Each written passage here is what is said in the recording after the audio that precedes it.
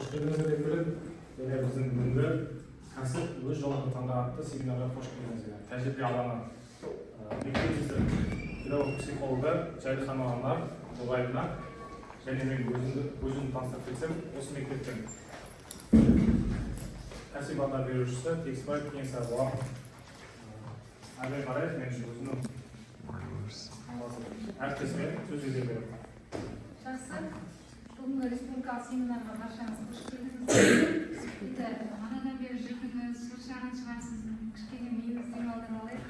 Психолог болғасын, сіздер кішкене тренинг жасап жүрдіңіз айтып, кішкене орныңызға тұрайық.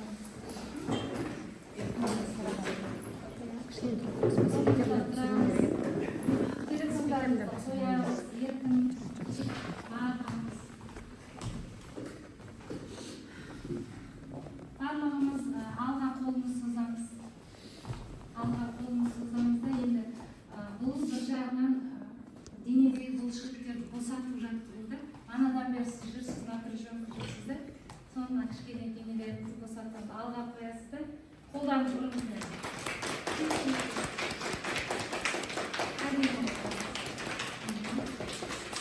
Енді қолыңызды лайғып келесі тағы жақсы басылаңыз.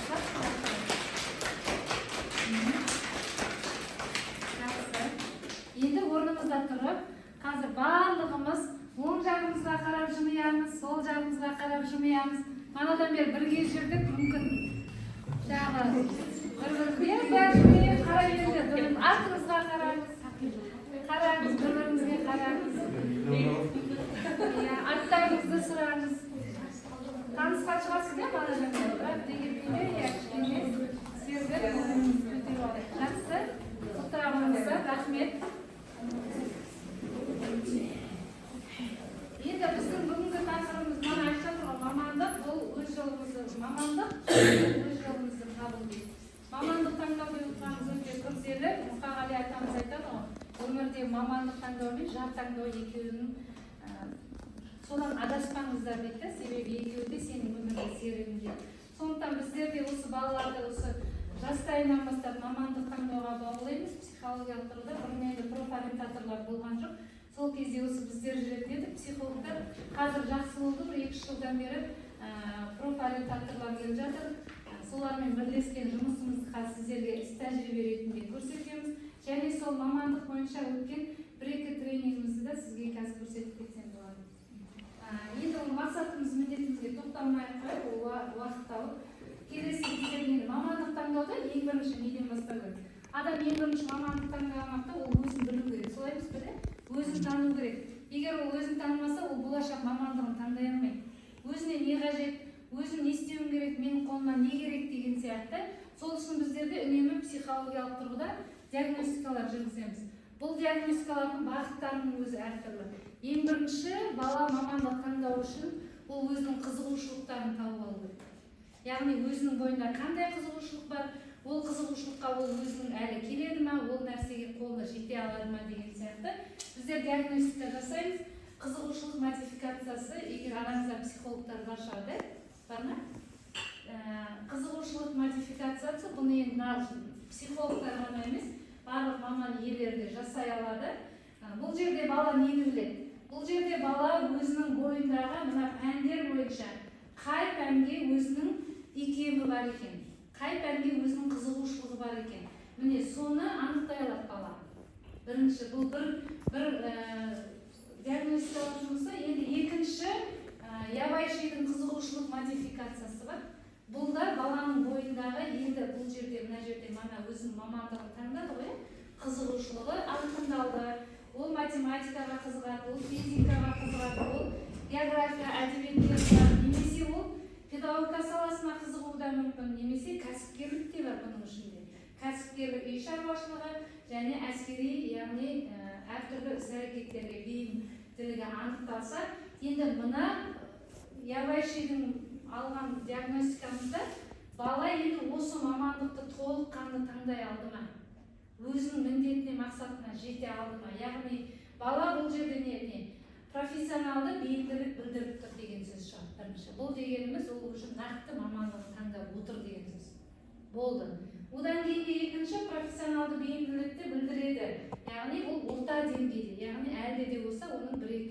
өзінің өзгермелі ойлары бар екені білінеді. Енді әлсіз профессионалды бейімділік деп аталады. Бұл әлсіз профессионалды бейімділік ол әлде бейімделе алмай жүр, яғни ол өз-өзін таба алмай жүр деген білдіреді. Бұдан кейін профессионалды бейімділік байқалмайды, ол өзімен өзі жүрген бала. Әлі мамандықпен де шаруасы жоқ, басқамен де шаруасы жоқ. Бір балалар бар ғой да адамымызда, өз-өзін таба алмай, өзін қандай мамандыққа барамын, ана айтады, менің досым мынандай мамандық, мен барамын. Мама мынандай мамандық дейді, мен барамын. Ана мен барамын. Сондай қызығушылықпен жүрген балалар да бар. Енді осы балалар міне осылайша анықталады ғой. Енді анықталғаннан кейін келесі бұл балаларды тағы да түрлі бағытта диагностикалар жасап, оның өзінің мамандығын таңдауға ары қарай жұмыс жасау керекпіз. Оны ой таңдай алмайды, ол жүре берсін, ол ертең ақыр бір жерден шығады деген қазақтың сөздері бар ғой. Олар қазір іске аспайды, сондықтан оларды біздер ары қарай қызығушылығын дамыту керекпіз. Ол үшін не істейміз? Коммуникативті және ұйымдастырушылық бейімділік деген диагностика бар. Бұл диагностика не істейді? Яғни манағы баланың қабілеті қай бағытта? Ұйымдастырушылық жақ па, қарым-қатынас жақ па? Міне, бұл уже екі бөлек бағыт, солай емес пе? Ұйымдастырушылық деген бір нәрсені ұйымдастырып жасай қоятын, бір нәрсені өзімен өзі келістіріп жасай қоятын бағыт деп айтады. Ал қарым-қатынас деген адамдармен жұмыс жасай алады. Кез келген адаммен тіл табысып жұмыс жасай алатын бағытта бұл баланың диагностикасы анықталады. Бұл енді мен өзімнің оқушыларымыздың алған диагностикалардан алған. Одан кейінгі бағыт геометриялық фигура. Бұл жаңағы проекциялық әдістер міндетті жүреді. Проекциялық әдістердің ең бір жақсы қасиеті ол адам психологияны білеміз ғой, ішкі жан дүниеде. Ішкі жанымыздағы сырттан ойлаймыз ғой, сознательный түрде ойлаймыз да, бірақ ол проекциялық әдіс оның подсознательный түрде ішіндегі дүниесін шығарады. Яғни сізге мен қазір ағаштың суретін сал десеңіз, әрқайсыңыздың ағашыңыз әртүрлі болады, солай ма? Ол сіздің ішкі жан дүниеңіздің ағашы. Өзіңіз туралы айтып тұрасыз ол жерде. Міне, сондықтан проекциялық әдістің негізгі өте әсерлісі бала бұл жерде бір ғана геометриялық фигуралар салу арқылы өзінің қай типке жататынын анықтай алады. Яғни геометриялық фигураларды айтқан төртбұрыш, үшбұрыш шеңбер деген геометриялық фигуралар берілді, солардан адам құрастыру деп салады.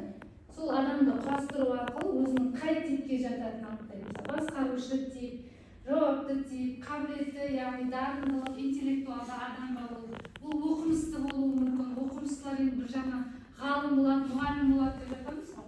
Интуитивті типтер бар және ойластырушы, конструктивті типтер. Бұлардың барлығының өзінің тармақтары бар. Яғни басқарушы типтерге мысалы лидерлік қабілеті бар, менеджмент деген сияқты мамандықтар таңдауға болады деп айтамыз. Жауапты орындаушы деген манағы менеджерлер болады, тағы көп қой мамандықтар, мысалы мұғалім болады, бастауыш мұғалім болады, ұйымдастыруға қабілетті деген сияқты. Осылайша өзінің тармақтары ар жаққа шығады. Бұның бәрін алғандағы себебіміз не? Бұның барлығын алғанда бір баланы зерттесек осы тесттермен, ол баланың уже ары қарай өзінің таңдауын дұрыс жасай білуге біз бағыттаймыз. Бұдан кейін енді тренингтер, үнемі тренингтер жүреді. Тренингтерден енді түрлі тренингтер өтеміз, әртүрлі бағытта. Енді мен сіздерге қазір сол тренингтің үшеуін өткім келіп тұр. Енді үшеуін екеуін өтуге болады енді уақытқа қарай. Енді алдарыңызда қағаздарыңыз бар ма, да? Сізге блокнот бердік, ручка бердік, да? Сол қағаздың блокнотыңызды шығарамыз. Ішіне бір естелік жазып кетейік. Әдемі болып, өзіміз үшін.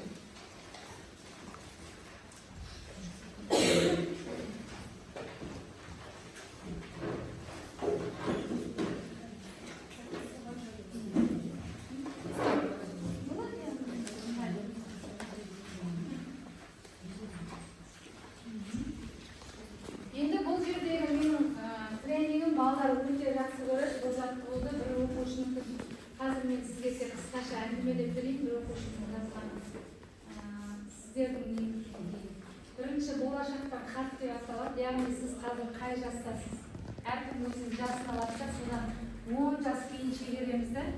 Сол кездегі сіздің атыңыз кім? Диана. Сол 10 жас қазір нешедесіз? 29. Олай болса, сіз 19 жастағы Дианаға хат жазасыз. Иә, өзіңіздің 19 жастағы Дианаға хат жазасыз. Қысқа нұсқа.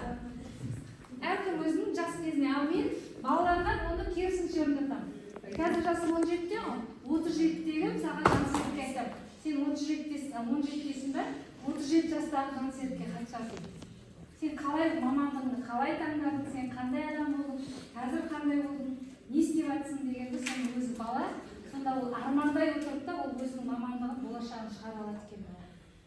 Ал сіздер қазір болдыңыз, мамандық иесіз, осы мамандық иесіне қалай жеттіңіз, соны баяғы Дианаға жазыңыз. Қысқа әдемі ғой.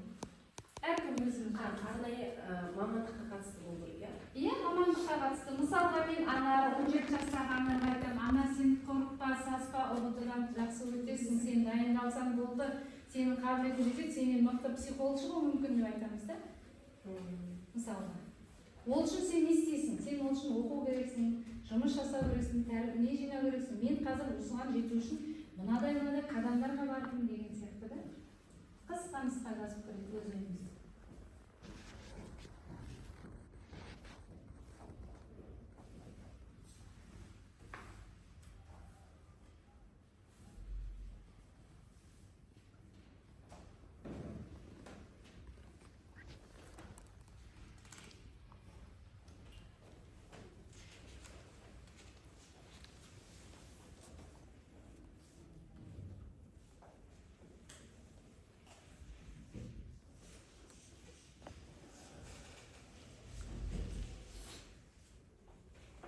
Жас болдық та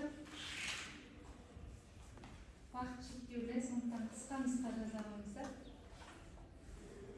Болғандарың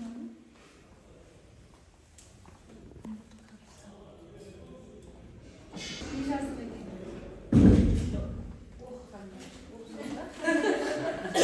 Мен шаман қатты хат жаздым. Ескертулер жаздым.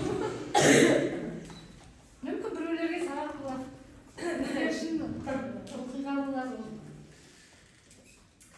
Мен енді өзім 19 жастағы Дианаға сөзде айтатын тұрмысқа ерте шығуға асықпа деп айтатын едім. Себебі тура сол бір 20-ға толар шағында тұрмысқа шығып кеттім ерте. Ерлан бәрібір де сені күтетін еді деп жаздым. Ешқайда бармайтын еді.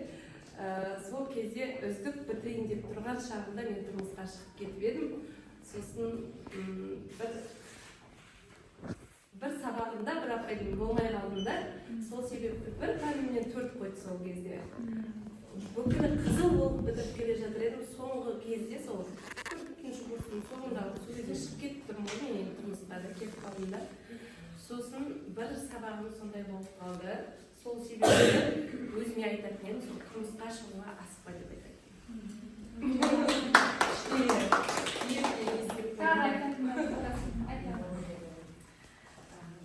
Мен есімім Гүлназ болады. Гүлназ, сен бұрын сөйлеп тұрған, жан-жағына ашық болғанымен іштей қорқынышың басым болушы еді. Қазір соны жеңдім, жұмысымды одан әрі жақсы көре түстім. Бүгін керемет семинар куәгері болып, күшті идеялар туындап, жаңа белеске қадам басамын деп шешім қабылдадым. Рахмет. Тағы оқитындарыңыз бар ма? Жақсы, құрметті әріптестер. Жақсы, бұл ойды сіздер кез келген пәнде де, кез келген жағдайда да жасай аласыз. Міндетті түрде психолог болу міндетті емес. Бірақ бұл жерде баланың ішкі ойын, яғни ол өзінің қалауы немесе оның мінез құлқында байқауға болады. Іс-әрекетін, мінез құлқын, барлығын осы хаттың, мана айттым ғой, бір баланың хатын айтып берейін деп. Осы мектепте бір 10-шы сыныптың оқушысына осындай хат жаздырған сыныптағы. Сонда видео жазған ғой. Атын жазады да, мен қазір 71-демін деп жазған. Өзі 17 жастағы адам. Менің 5 балам бар.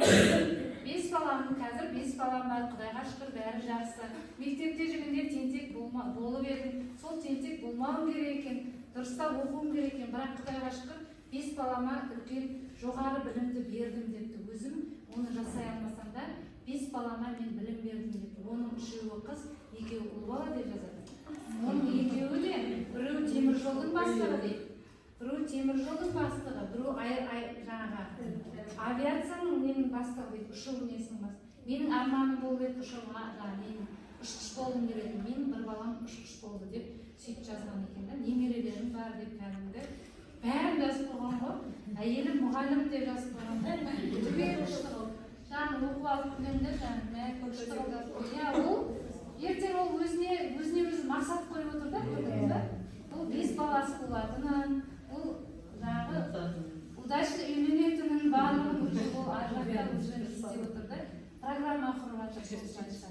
балалардың қиялында өте шек жоқ.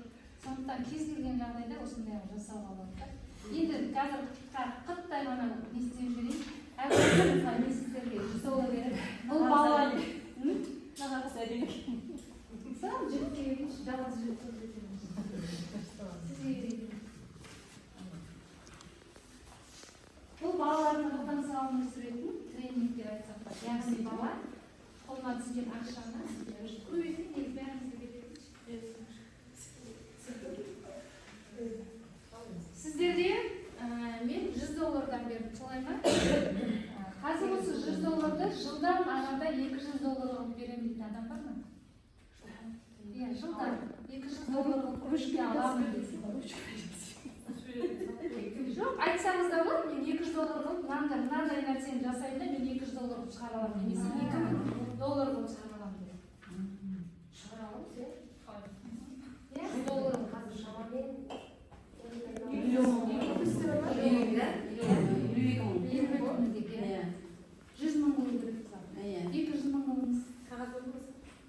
не істейміз енді? Көбейту жолын айту керек. Ауызша айту керек. Иә, ауызша айту керек. саламатсыздар ма, құрметті әріптестер? Атырау қаласы Нұртас атындағы нөмір 5-ші мектеп. Менің қолыма $100 берілген екен, яғни шамамен 20.000 теңгесінде. Қарапайым мысал ретінде жаңа мынау поэзия тұрған қыздарға да айтып еді, дәлел ретінде табан дейтін, жасам дейтін, жасаймын дейтін, істеймін дейтін адам бар, кәсіп бар, тек кәсіппен айналысып, соны ары қарай жетілдіретін және қаржылық сауаттылығы бар адам оны жасай алады деп ойлаймын. Қазіргі заманның өзі қаржылық сауаттылықтың әсерінен көп нәрсеге жаңа кредит деп жатыр, түрлі нәрселерге соның салдарынан ұшырап жатырмыз да. Бұрыннан қарап тұрсақ, бұрынғы ақшаға, қазіргі алып тұрған ақшамыз бұрынғы 20.000-да, қазіргі 20.000-да бір. Бірақ соны қаржылық сауаттылық түрде тиімді пайдалануымыз керек та. Жаңа да айтып едім, мысалы менің кеудешемде тұрған мынау қолдан жасалған әдемі брош, қарап тұрсаңыздар, бұның өзінен де жай ғана броштың өзінен де табыс көзін жасауға болады. Ол оқушы болсын, ол мұғалім болсын. Яғни мен 20.000-ға қажетті 25.000-на қажетті заттарымды алар едім, және қасыма көмекші ретінде қызымды немесе ұлымды алар едім. Себебі ол маған еңбек көзі болғанмен, бірақ мен оның еңбегі үшін бәрібір ақы төлеуім керек. Сондықтан мен қызым мен ұлыма бөліп берер едім, 25.000-ға қаражатты аламын, алғашқы оларға жарна ретінде 5.000-дан берер едім, себебі енді алдын ала қандай нәрсе болса задатық болу керек, иә? Қызықтырып, оларды мен сіздерді алдамаймын, егер сіздер маған қол ұштарыңызды берсеңіздер, мен сіздерге мынандай ақшаны жаңа түскен пайыздан 10%, мысалы 5% деп беріп отырамын. Содан мына 25.000-ға қажетті дүниеларымды алып, мынандай әдемі броштарымды алып, қарапайым мектептегі мұғалімдеріме де сатсам, болмаса жаңағы ұлым мен қызымды да әрбір сыныбында бар ма мысалы, сол сыныптағы оқушыларға сатуға болады, немесе өзімнің енді мектепті ондайға айналдыруға болмайды десе, аулам бар, жаңағы 8-ші этажда тұрам, төменнен 7-ші этажға дейін көрсете бердім, иә? Одан кейін болмаса өзімнің ортам бар, сол құрбы келіншектерге мысалы бірінші қызықтыру үшін бірінші үлкен жасап, қасына тағы шағын кішкентай жасап, біреуін алсаң, мына екіншісін саған сыйлыққа беремін деп мысалы, иә? Сөйтіп алып табысқа айналдырады. Сіз яғни саудаға саласыз. Саудаға салады, иә. Басқа қандай өте жақсы. Өте жақсы. Сағандатыңды интернетке салсаңдар, жарияласаңдар. Тағы қандай варианттар бар? Холодильник жинап бүйтіп қойып қойсаңыз ол көбейе ме? Мәжене келіп тұрса дейді. Депозитке салар едіңіз, иә. Сосын тағы. Негізі біздер депозит ақшаны саламыз ғой, біз ойлаймыз, депозит өзімнің қаржылық сауаттылығы кезде сауаттылығымды арттырып жүрмін, себебі жаңа сіз айттыңыз ғой, 10 жылға кейін деген кезде сол кездегі 27 жастағы мөлдір қаржылық сауаттылығы болмаған соншалық бір басында 10 кредит болған дейді. Содан кейін ойланым, бір басымда 10 кредит бар, бір айлықпен мынаны жабу мүмкін емес, мен қай жерден қате кетірдім дедім. Біздің ойымыздан былай болады, айлықтан бере салам ғой, бөліп бере салам ғой, өзімдікі болмай жатса күйеуден ала салам ғой, ол болмай жатса құрбымнан ала салам ғой, оған бөліп бере салам ғой деп ысырып ары қарай жамай береміз да үстіне. Содан кейін менің жолдасым айтты, алғың келіп бара жатыр ма, өзіңді теже, нағыз қажеттілігіңді алып, ананы кейінге 2 айға ысырып қоя тұршы, тапшы емессің ғой сол бриллиантты сен қазір алдың, қазір табу саған міндеттілік емес. Жазда тап, жазға дейін 3 ай бар. 3 айда сен соны капитет деп айтты да. Сөйтіп үйрендім да. Енді жаңағы депозиттан шығып тұрған мәселе ғой. Біздер ойлаймыз, ақшамызды депозитқа саламыз, депозиттан көбейіп жатыр. Бірақ біздің ақшамызға сол банкі арқылы біздің ақшамыздың үстіне, оларда жоқ ақша, бірақ біздің ақшамызға олар өздерінің жаңағы былайша айтқанда біздің ақшамыздан процентін алып жатыр. Көп процентін алып жатыр да, бізге әшейін бір процентін беріп жатыр. Сондықтан мен бұрынғы кезде депозитқа салуға болады, егер де сіздің жаңағы қаражатыңыз өте қомақты болатын болса. Ал жаңағыдай 100 мың, 30 мың, 40 мың дегенде мен ойлаймын, өйтіп депозитқа салу емес, жаңағы айналымға салу керек. Ақша жалғыз бір жерде тұрмау керек. Сіз өзіңіз де бір жерде тұрсаңыз, өспейсіз ғой. Сол сияқты ақшада банкте тұрмау керек. Тұрған ақша бұл әшейін банк өзіне жұмыс жасап жатыр. Сізге айына тек әшейін бір процентін ғана беріп жатыр. Сондықтан ақша тұрмау керек. Былай ғой негізі менде осы ақша жайында көп ақшаны жинастырып, негізі үйде ең қатты адам болады ғой ақшаға дегенде. Былай дегенде жаңағы сіздің қолыңыздан келеді ол да, сіз ары қарай 50 мың болса, сіз оны ары қарай дамытып жүресіз да, 100 мың қыла аласыз да. Бір адамдар болады, ол ақшаны басқа жаққа шаша салады. Мысалы, менде тұрса, мен бір нәрсе істеймін деймін да, маған ол физически менің қолым бос емес. Күнделікті балаларменмін, одан кейін мектепте сабағым бар, сосын істейтін басқа да қосымша жұмыстарым бар. Сонымен кейін менде былай 24 сағатым менің толық бос емес қой. Енді менде мына $100 болса, мен оны бірден депозитке салып жіберсем. Себебі ол тұра берсе, бір күні мен бір сөмке көріп қоямын, не болмаса бір күні мен бір көйлекті көріп қоямын. Оны алмасам маған болмайтын болып қалады. Себебі деген содан кейін мен айтамын, ертең бастай тұрам, мен бизнесті келесі айлықтан бастаймын деймін да, мен өзім сендіріп бастаймын. Ал мен қазірден бастап өзім 1000 теңге, 2000 теңге, 500 теңге, 200 теңге бола ма? Барлығын сала берем депозитке. Мысалы, алмайтын депозитқа салатын шығарсыз да? Каспиға салсаңыз бәрі қойып қозар қаласыз. Алмаймын. Салам ба? Мен салғанымды ұмытамын. Болды. Көрініп тұрады Каспиде. Мысалы, қайтадан перевод жасай салуға болады ғой, көз алдымда тұр. Қатты қиналып бара жатсам да, одан алмаймын. Сода қалады.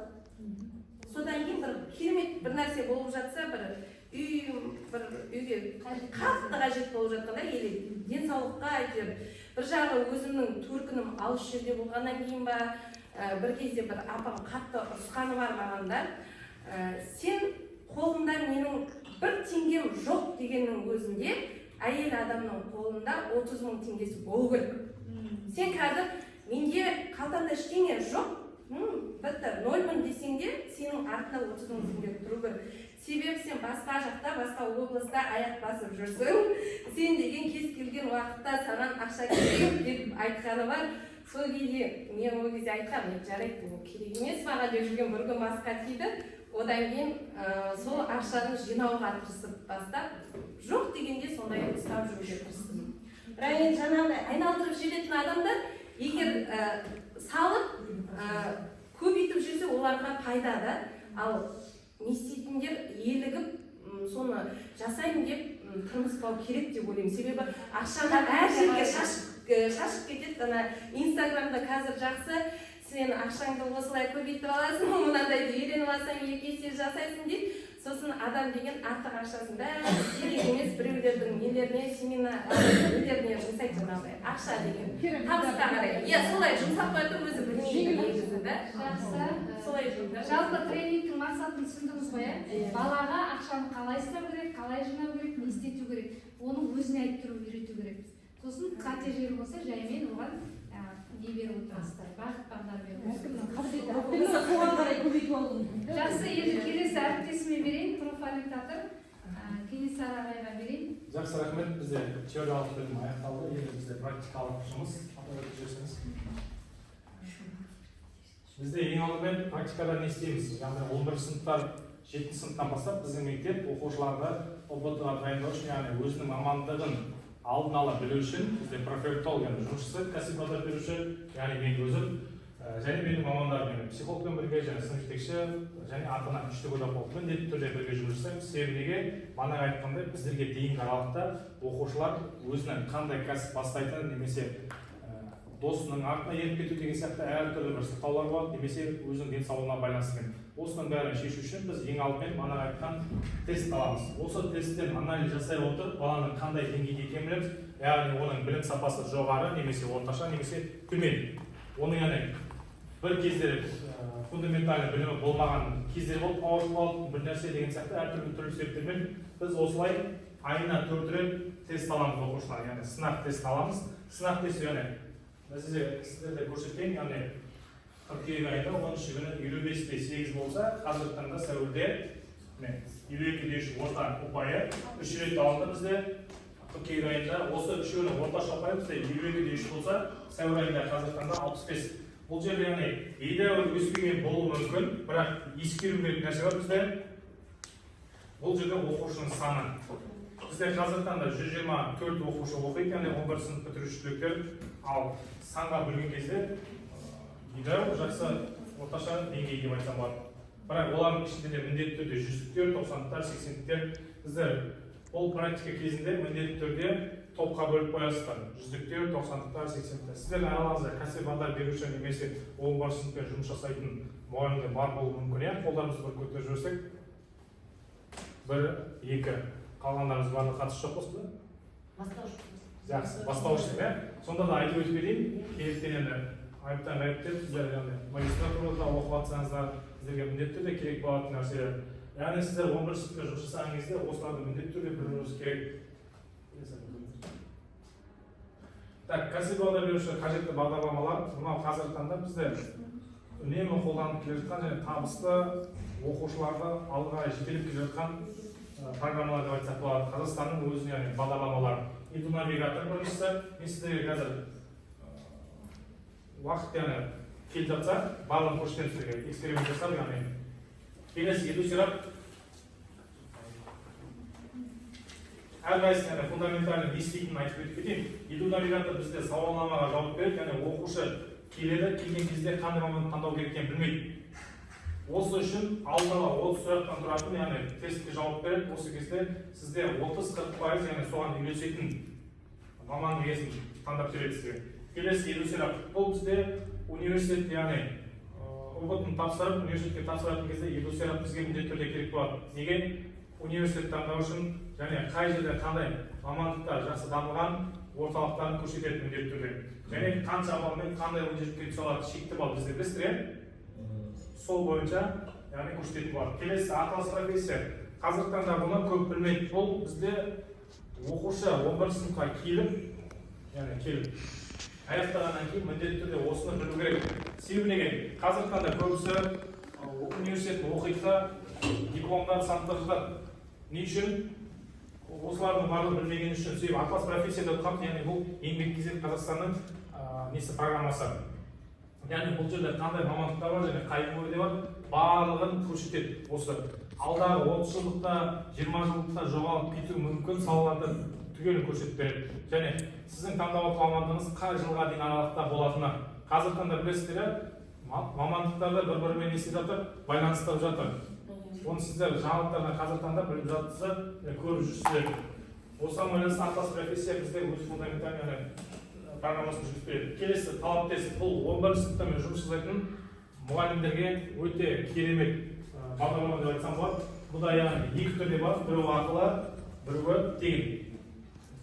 Тегін бұл жерде 50 сұраққа дейінгі аралықта тест тапсыра аласыздар. Оқушыға да сізде, яғни кейбір педагогтерге де жас, сарапшы, зерттеуші, тағы да жүрсе, осылардың барлығы фундаменті барлығымен бірге жүре береді. Келесі аталас профессионал. Бұл жерде яғни мамандықтардың нақты не істейтіндері. Мысалы, кәсіби бағдар беруші декретке кетіп, орнына сіз келіп қалған болуыңыз мүмкін. Сол кезде не істейсіз? Сіз мамандықтар туралы білмейсіз. Осыған кіресіз. Мысалы, стоматолог. Стоматологтың ішінде де әртүрлі, яғни программа бойынша да жұмыс жасайтын әртүрлі стоматологтар бар. Тек қана ол біздің есімізге, ойымызға, яғни стоматолог тек қана өзгереді мысалы. Немесе IT саласы. IT саласында мысалы әртүрлі, яғни тек қана программа отырмайды ол керек. Яғни біздің манағы айтқан программамен жұмыс жасай отырып бізде 2021-2021 жылы оқушылар робот тапсырып сапа көрсеткіміз 86-4 болды. Қатысқан оқушы 77-те, грант иегері 55, 22 оқушымыз ғана грантқа іліге алмады сол жылға.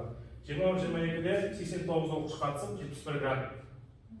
Ал келесі 2022-2023 жылы аралығында 84 оқушы қатысып, 71 оқушы грантқа ие болды.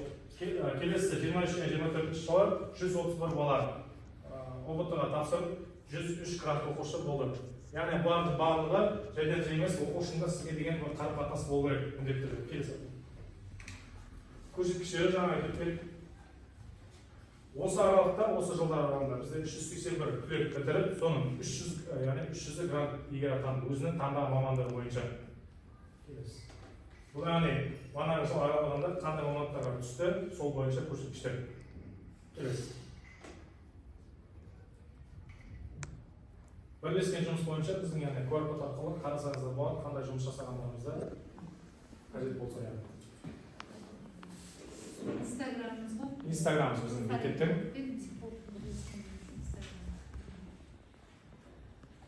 Бұл жерде мамандық мекемелерге де барып, балалармен барлық конференцияларға жасап жатқанша. Бірақ дегенмен де оның да балаға пайдасы зор.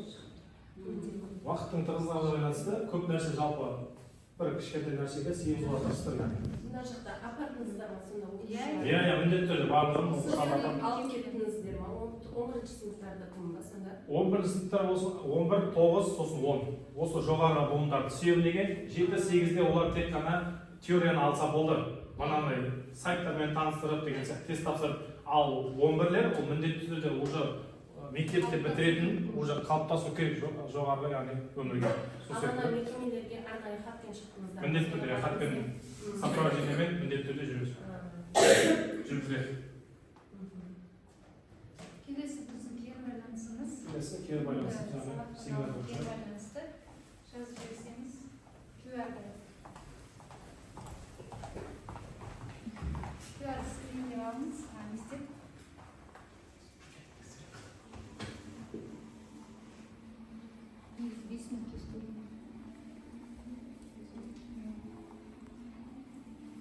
Алдыңдар ма да барлығыңыз? Квадрат тақтасы шығады, сол тақтаға өзіңіздің пікіріңізді жазып кетсеңіз болады.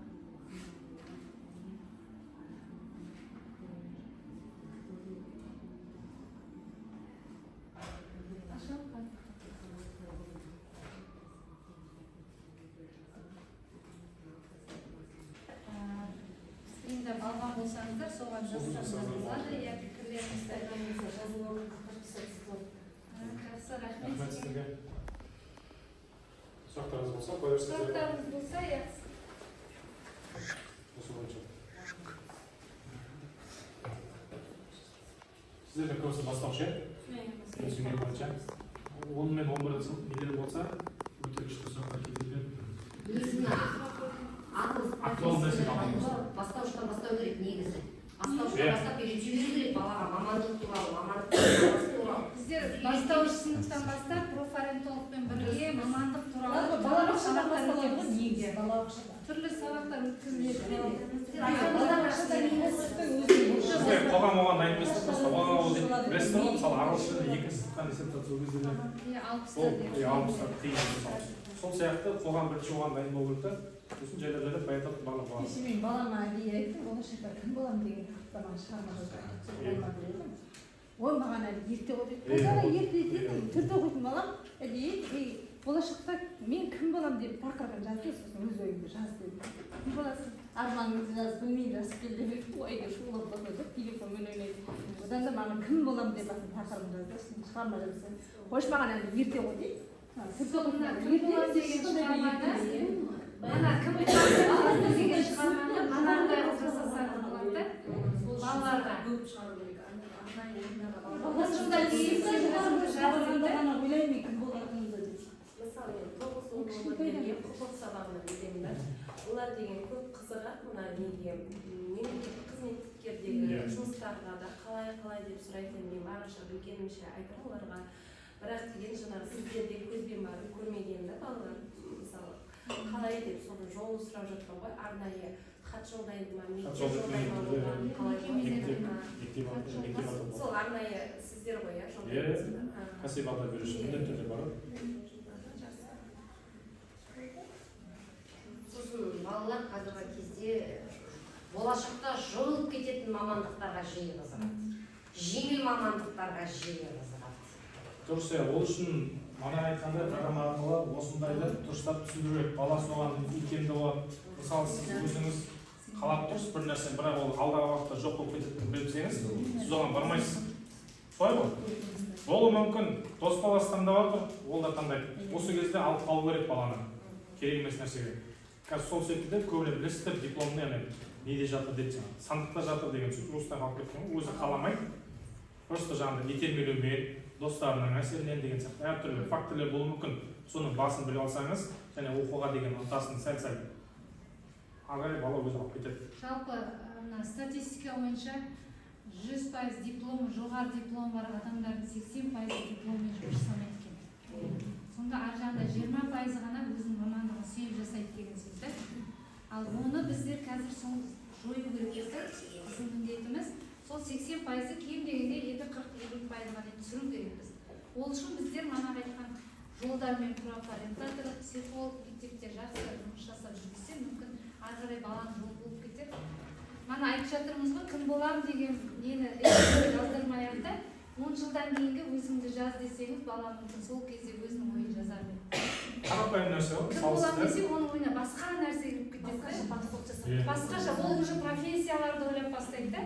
Ал 10 жылдан кейін сен кім боласың, мысалы қазір 20-дасың, 16-дасың, 13-десің де, 23 жасында сен өзіңді қалай елестетесің, жазшы десе, ол мүмкін сол кезде 23 жасында бүйтейін, мен сөйтейін, мынадай уже қадамдар айтпаса. Ол баланың уже ішкі интуиция шығып жатыр деген сөз. Мамандыққа қарай, бағытқа қарай. Сондықтан сондай бір қазіргі тек жаз дегеннен гөрі айт десеңіз де бар да. Сол кезде бала өзінің ішкі жан дүниесіндегі нәрсені бәрін айтады. Негізі жазғанда жақсы, қағазға түскен. Иә, жаздырасыз ғой енді. Жаңағыдай түрлі бағытта. Ол мамандық туралы жаз десең, ол балада неше түрлі жазып кетеді. Бізде просто ата-ананың материалдық тұрғыда қамтамасыз етіп, рухани емес. Сол секілді де үлкен проблема болды. Жақсы, рахмет. Әлі де кездесіп отырғымыз келеді, бірақ уақыт Görüşürüz. негізі